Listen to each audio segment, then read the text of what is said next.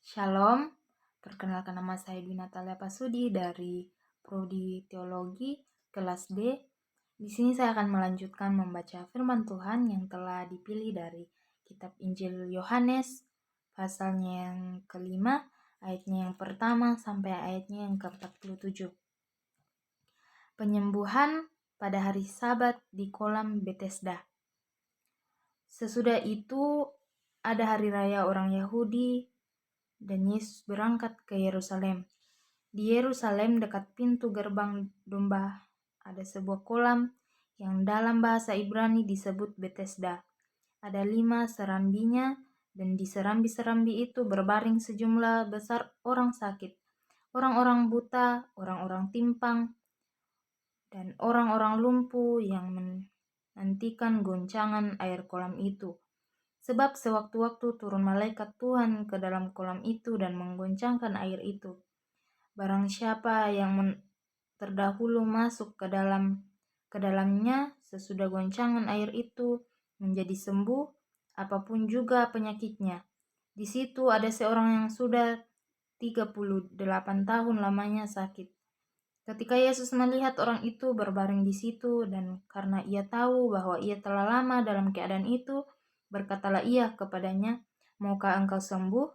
Jawab orang sakit itu kepadanya, "Tuhan, tidak ada orang yang menurunkan aku ke dalam kolam itu apabila airnya mulai goncang, dan sementara aku menuju ke kolam itu, orang lain sudah turun mendahului aku."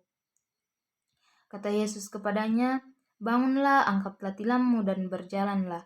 Dan pada saat itu juga sembuhlah orang itu, lalu ia mengangkat tilamnya dan berjalan. Tetapi hari itu hari Sabat. Karena itu orang-orang Yahudi berkata kepada orang yang bersembuh itu, "Hari ini hari Sabat dan tidak boleh engkau memikul tilammu." Akan tetapi ia menjawab mereka, "Orang yang telah menyembuhkan aku, dia yang mengatakan kepadaku, 'Angkatlah tilammu dan berjalanlah.'" Mereka bertanya kepadanya, "Siapakah orang itu yang berkata kepadamu, 'Angkatlah tilammu dan berjalanlah'?" Tetapi orang yang baru sembuh itu tidak tahu siapa orang itu, sebab Yesus telah menghilang ke tengah-tengah orang banyak di tempat itu. Kemudian Yesus bertemu dengan dia dalam bait Allah lalu berkata kepadanya, "Engkau telah sembuh, jangan berbuat dosa lagi, supaya padamu jangan terjadi yang lebih buruk." Orang itu keluar lalu menceritakan kepada orang-orang Yahudi bahwa Yesuslah yang telah menyembuhkan dia. Dan karena itu orang-orang Yahudi berusaha menganiaya Yesus karena ia melakukan hal-hal itu pada hari Sabat. Tetapi ia berkata kepada mereka, "Bapakku bekerja sampai sekarang, maka aku pun bekerja juga." Sebab orang-orang Yahudi lebih berusaha lagi untuk membunuhnya, bukan saja karena ia meniadakan hari Sabat, tetapi juga karena ia mengatakan bahwa Allah adalah Bapanya sendiri dan dengan demikian menyamakan dirinya dengan Allah. Kesaksian Yesus tentang dirinya. Maka Yesus menjawab mereka, katanya, "Aku berkata kepadamu, sesungguhnya anak tidak dapat mengerjakan sesuatu dari dirinya sendiri jikalau tidak melihat Bapa mengerjakannya. Sebab apa yang dikerjakan Bapa, itu juga yang dikerjakan anak. Sebab Bapa mengasihi anak dan ia menunjukkan kepadanya segala sesuatu yang dikerjakannya sendiri. Bahkan ia akan menunjukkan kepadanya pekerjaan-pekerjaan yang lebih besar lagi daripada pekerjaan-pekerjaan itu, sehingga kamu menjadi heran. Sebab sama seperti Bapa membangkitkan orang-orang mati dan menghidupkannya, demikian juga anak menghidupkan barang siapa yang dikehendakinya. Bapa tidak menyerahkan penghakiman itu seluruhnya kepada anak, supaya semua orang menghormati anak sama seperti mereka menghormati Bapa. Barang siapa tidak menghormati anak, ia juga tidak menghormati Bapa yang mengutus dia. Aku berkata kepadamu, sesungguhnya barang siapa mendengarkan perkataanku dan percaya kepada dia yang mengutus aku, ia mempunyai hidup yang kekal dan tidak turut dihukum, sebab ia sudah pindah dari dalam maut ke dalam hidup. Aku berkata kepadamu, sesungguhnya saat akan tiba dan sudah tiba, bahwa orang-orang mati akan mendengar suara Anak Allah, dan mereka yang mendengarnya akan hidup. Sebab sama seperti Bapa mempunyai hidup dalam dirinya sendiri, demikian juga diberikannya Anak mempunyai hidup dalam dirinya sendiri. Dan ia telah memberikan kuasa kepadanya untuk menghakimi karena ia adalah Anak manusia. Janganlah kamu heran akan hal itu, sebab saatnya akan tiba bahwa semua orang yang di dalam kubur akan mendengar suaranya, dan mereka yang telah berbuat baik akan keluar dan bangkit untuk hidup yang kekal, tetapi mereka yang telah berbuat jahat akan bangkit untuk dihukum. Aku tidak dapat berbuat apa-apa dari diriku sendiri.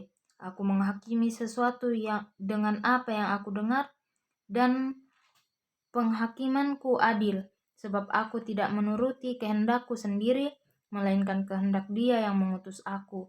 Kalau aku bersaksi dengan diriku sendiri, maka kesaksianku itu tidak benar. Ada yang lain yang bersaksi tentang aku, dan aku tahu bahwa kesaksian yang diberikannya tentang aku adalah benar. Kamu telah mengirim utusan kepada Yohanes, dan ia telah bersaksi tentang kebenaran. Tetapi aku tidak memerlukan kesaksian dari manusia, namun aku mengatakan hal ini supaya kamu diselamatkan. Ia adalah pelita yang menyala dan yang bercahaya, dan kamu hanya mau menikmati seketika saja cahayanya itu.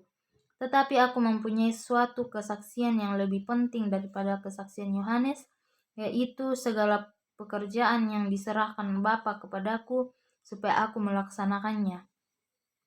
Pekerjaan itu juga yang kukerjakan sekarang, dan itulah yang memberi kesaksian tentang aku bahwa Bapa yang mengutus aku.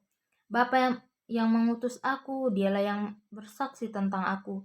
Kamu tidak pernah mendengar suaranya, rupanya pun tidak pernah kamu lihat, dan firman-Nya tidak menetap di dalam dirimu sebab kamu tidak percaya kepada Dia yang diutusnya. Kamu menyelidiki kitab-kitab suci sebab kamu menyangka bahwa olehnya kamu mempunyai hidup yang kekal, tetapi walaupun kitab-kitab suci itu memberi kesaksian tentang aku, namun kamu tidak mau datang kepadaku untuk memperoleh hidup itu. Aku tidak memerlukan hormat dari manusia, tetapi tentang kamu memang aku tahu bahwa di dalam hatimu kamu tidak mempunyai kasih akan Allah. Aku datang dalam nama Bapakku, dan kamu tidak menerima aku. Jikalau orang lain datang atas namanya sendiri, kamu akan menerima dia. Bagaimanakah kamu dapat percaya, kamu yang menerima hormat seorang dari yang lain dan yang tidak mencari hormat yang datang dari Allah yang Esa? Jangan kamu menyangka bahwa aku akan mendakwa kamu di hadapan Bapa. Yang mendakwa kamu adalah Musa, yaitu Musa yang kepadanya kamu menaruh pengharapanmu.